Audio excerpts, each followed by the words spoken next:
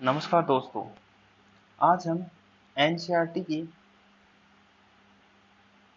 10th class की book के पहले लेसन का अगला टॉपिक पढ़ेंगे, रणथंभौर के चौहान वंश।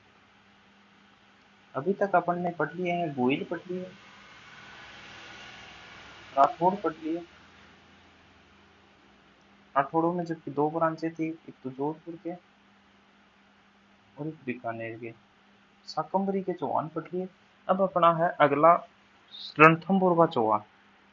रणथंभौर के चौहान को शुरू करने से पहले आपको ये पता होना चाहिए कि जो शाकंभरी के चौहान है उनका एंड कहाँ हुआ था। उनका एंड हुआ था 1192 ईस्वी के तराइन के द्वितीय युद्ध में। गौरी पृथ्वीराज तृतीय के पास पृथ्वीराज तृतीय हार गया था और तुर्क सत्ता स्थापित हो गई थी। अब रणथंभौर का चौहान वंश का वहीं से लिंकअप बनेगा।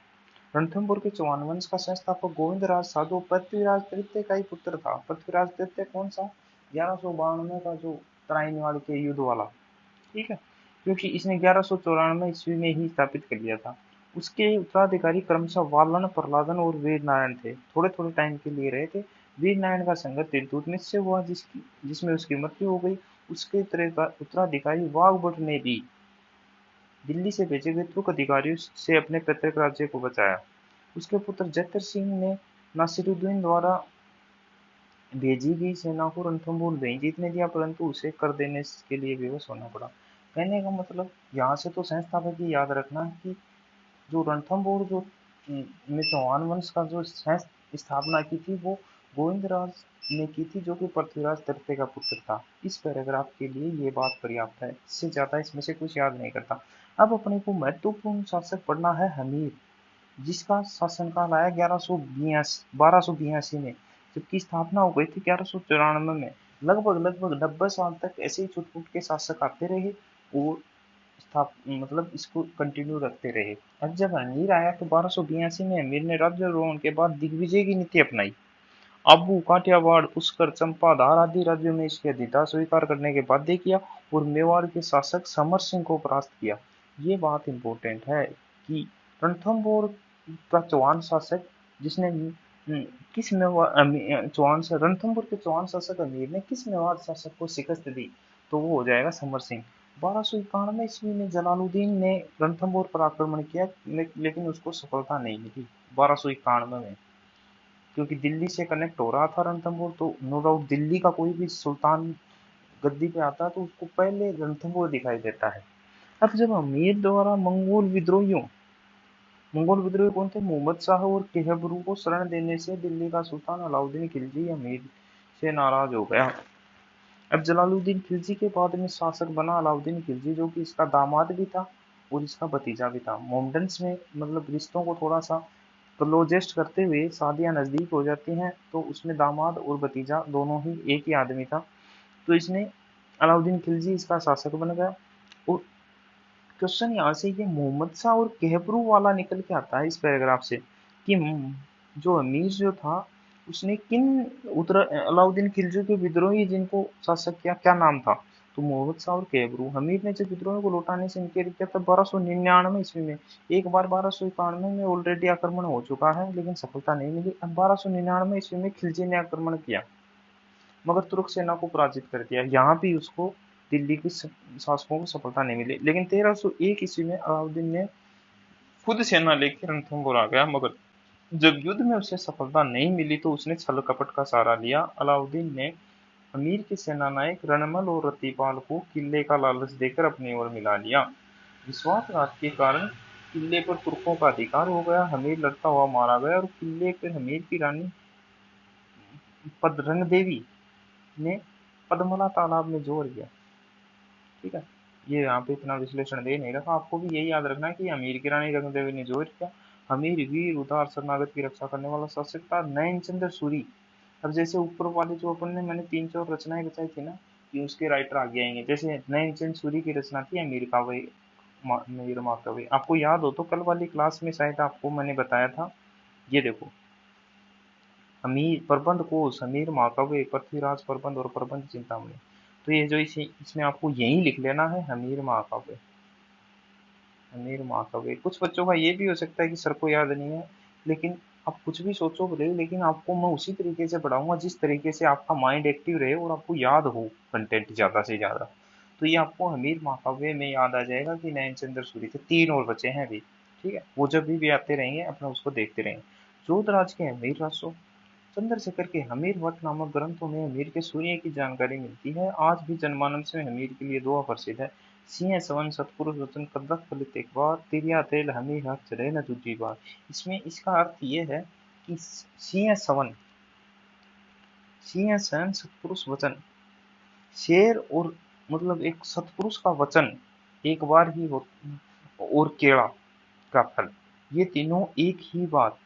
भाई सिंह जो है ना, शेर का बच्चा, पहला ही जो शेरनी का बच्चा होता है वो ही शेर बनता है, बाकी मतलब वो हो जाते हैं। तो शेर का बच्चा और सतपुरुष का वचन और कदरत ये एक ही बार बनते हैं।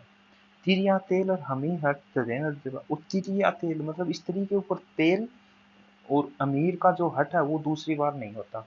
इस तरह से इस दोहे का अर्थ है। तो ये हो गया रणथंभौर का चौहान वंश। अब इसमें क्या क्या याद रखना है। एक तो ये जो तीनों बातें हैं ना, ये इंपॉर्टेंट है अपने आप में। यहाँ से लेके ये इनके तीनों ही जो अमीर के जो दरबारी थे उनके जो मतलब रचनाएं हैं, जैसे नयनचंद कस्तूरी की जो अमीर महाकाव्य, जोधराज की अमीर रसो, चंद्रशेखर की अमीर, तीनों तो ये याद करनी है। इसके अलावा मोहम्मद शाह और केहबरू नाम याद रखना है कि ये इसके वो थे। मेवाड़ के शासक समर सिंह को परास्त किया, ये याद रखना है। अब इसने 1301 में अलाउद्दीन से पराजित हुआ, ये याद रखना है। 1299 में अलाउद्दीन ने आक्रमण किया लेकिन असफल हुआ, ये देख लेना थोड़ा सा। 1291 में जलालुद्दीन ने, अब आपको जब आप गाइड पढ़ोगे इसमें तो इसमें इसको बहुत लंबा चौड़ा 2 पेज में बना के दे रखा, उसमें ये जलालुद्दीन खिलजी के कथन डाल रखे हैं कि जलालुद्दीन ने कहा कि मैं इसमें रणथंभौर दुर्ग को मुसलमान के एक बाल के बराबर नहीं समझता, ये अनर्गल बातें हैं, अनाप शनाप, आपको उन चीजों पे ध्यान नहीं देना। अब अपना अगला है जालोर का चौहान वंश। अब जालोर के चौहान वंश को पढ़ते हैं। चौहान वंश की तीसरी ब्रांच है ये, थर्ड ब्रांच है। फर्स्ट पढ़ ली अपने शाकंभरी के चौहान, सेकंड पढ़ लिया अपने रणथंभौर के चौहान, अब थर्ड पढ़ रहे हैं अपन जालोर के चौहान वंश। जालोर मध्यकालीन इतिहास में अपना एक विशिष्ट स्थान रखता है। दिल्ली से गुजरात व मालवा जाने वाले मार्ग पर स्थित जालोर पर अधिकार स्थापित करना दिल्ली के प्रत्येक शासक के लिए एक आवश्यक कार्य था। भाई जब दिल्ली से गुजरात निकलते हैं, ये हो गई दिल्ली और ये है गुजरात, यहाँ कहीं जालोर पड़ता है, तो जालोर से होते हुए जाना होता था गुजरात जाने के लिए। तो जालोर को जीतना एक दिल्ली सल्तनत के शासक के लिए महत्वपूर्ण कार्य था। दिल्ली सल्तनत के समय जालोर पर चौहानों का शासन था। ठीक है, जालोर के इस चौहान वंश का संस्थापक कीर्तिपाल था। अब आपको संस्थापक कन्फर्म याद रखने हैं भाई। जो अजमेर का जो चौहान वंश का संस्थापक था वासुदेव, वास्तविक संस्थापक था अजयराज। रणथंभौर के चौहान वंश का संस्थापक था गोविंदराज जो कि पृथ्वीराज तृतीय का पुत्र था। जालोर के चौहान वंश का संस्थापक था कीर्तिपाल और इसने 1181 ईस्वी में नींव डाली, जबकि वहां 551 ईस्वी में डाल दी थी अजमेर वाले ने, और गोविंदराज ने डाल दी थी 1194 ईस्वी में। समझ रहे हो। तो ये आपको पढ़ने से याद होगा, ये मत सोचना कि सर को याद है वैसे ही अपने, ये बार बार जब आप रिवाइज करोगे तो अपने आप याद हो जाएगा। ठीक है, 1181 ईस्वी में इसने नींव डाली। अब इसमें सीधा ही महत्वपूर्ण शासक पे आ जाते हैं, कन्नड़ देव, जिसने 1305 से 1311 ईस्वी तक शासन किया। यही राज मतलब जालोर का महत्वपूर्ण शासक था। कन्नड़ देव जालोर के चौहान शासकों में सर्वाधिक शक्तिशाली शासक था। अलाउद्दीन खिलजी की सेना ने गुजरात आक्रमण के समय रास्ता देने को लेकर कन्नड़ देव एवं अलाउद्दीन के मध्य विवाद हो गया। रास्ते का जिक्र अपन ऊपर भी कर चुके हैं कि दिल्ली से गुजरात जाते समय जालोर बीच में पड़ता था, तो कोई भी सीनियर शासक ये नहीं चाहता कि मैं एक जूनियर से परमिशन लेके ही मतलब जालोर को क्रॉस करूं। तो ये थोड़ा सा अलाउद्दीन को नागवार गुजरा और इसको लेके थोड़ा सा मध्य विवाद हो गया। 1305 ईस्वी में अलाउद्दीन खिलजी के सेना नायक एन उल मुल्तानी की सेना ने जालोर को भेजा। वह कन्नड़ देव को समझा बुझाकर दिल्ली ले गया। दिल्ली दरबार का माहौल कन्नड़ देव के स्वाभिमान के विरुद्ध था। कन्नड़ देव दिल्ली दरबार से चला गया, जिसके बाद कन्नड़ देव और अलाउद्दीन खिलजी के बीच संघर्ष हुआ। नैन्सी जो कि मारवाड़ के जसवंत सिंह का दरबारी कवि था, उसने युद्ध का कारण कन्नड़ देव के पुत्र वीरम देव द्वारा सुल्तान की पुत्री फिरोजा से विवाह करने से इनकार बताया है। अब जब नैन्सी आ जाता है ना, नैन्सी नाम, तो आपको एक नाम याद आना चाहिए। एक तो मारवाड़ परगना अधिकृत एक मूणोदलैंड श्री ख्यात, कि इसकी दो रचनाएं हैं, ये मारवाड़ के जसवंत सिंह का दरबारी कवि था। इतनी बात तो नैन्सी के साथ आपको याद होनी ही चाहिए। हर आदमी हिस्ट्री में अपने आप में एक अपना ही परिचय है और उसका अपना ही इतिहास है।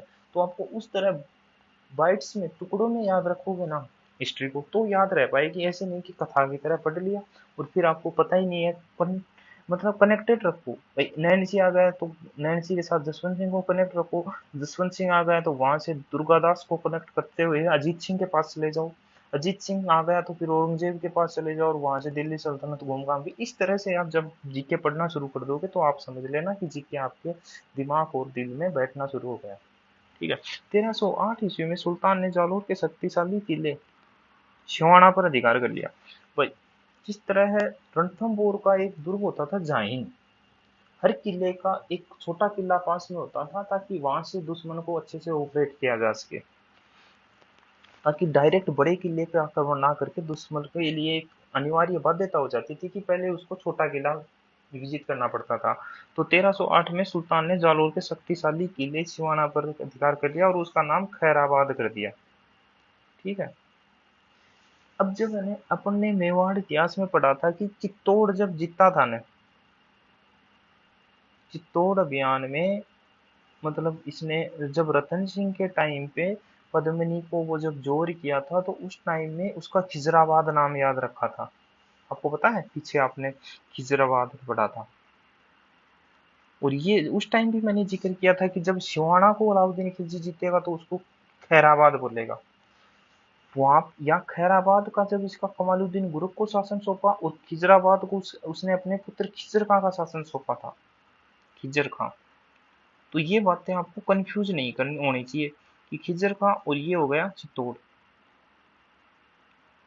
ठीक है। ये जो घटना है ये 1308 की है और जो ये चित्तौड़ वाली घटना है ये 1303 की है। और ये जो है ना ये 1308 की ऑटोमेटिक हिस्ट्री। तो कमालुद्दीन गुरुक को वहां का प्रतिनिधि नियुक्त किया।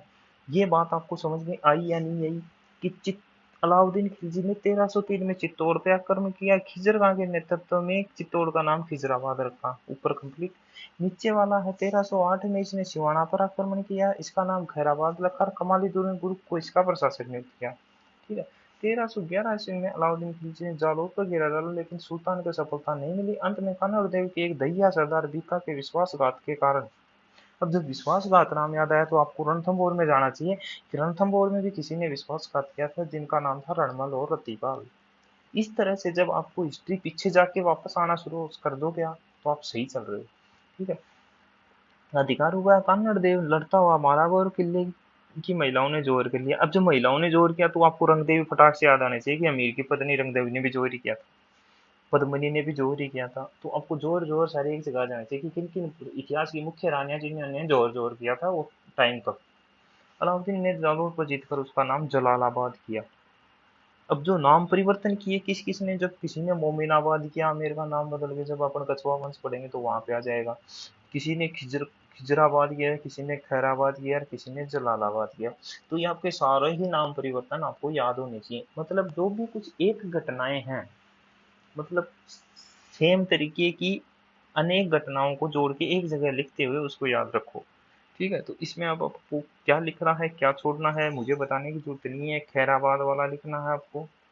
इसके अलावा कन्नड़ देव के और भी जो भी कोई छोटी मोटी बातें हैं, जैसे इसका दरबारी विद्वान पद्मनाभ था जिसने कन्नड़ देव प्रबंध लिखा, पद्मनाभ और कन्नड़ देव प्रबंध लिखा, जो कि यहाँ अगर नहीं आया है तो आपको साहित्य में आ जाएगा जब अपन राजस्थानी साहित्य का जिक्र करेंगे। तो इस तरह से ये अपना जालोर का चौहान वंश भी कंप्लीट होता है।